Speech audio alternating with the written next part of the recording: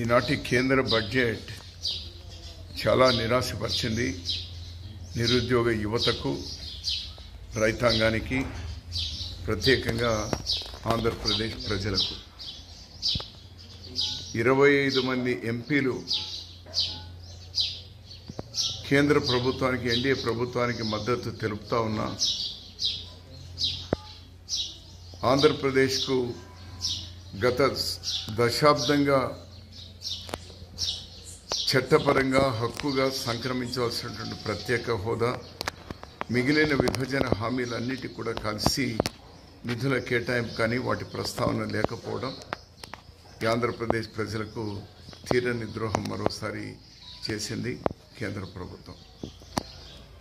అలానే నిరుద్యోగ యువత కోట్ల మంది ఐఐటి, ఐఐఎంలో చదివినటువంటి వాళ్ళకు కూడా ఉద్యోగాలు దొరకనటువంటి దుస్థితి మొదటిసారి భారతదేశంలో ఉంది.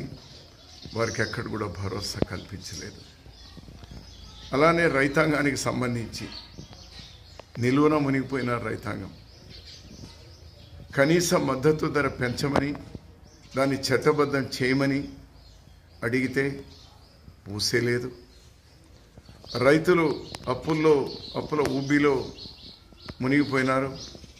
వారికి అప్పు మాఫీ చేయమని ప్రజలు ఆశించినారు. అది కూడా ప్రస్తావనే లేదు.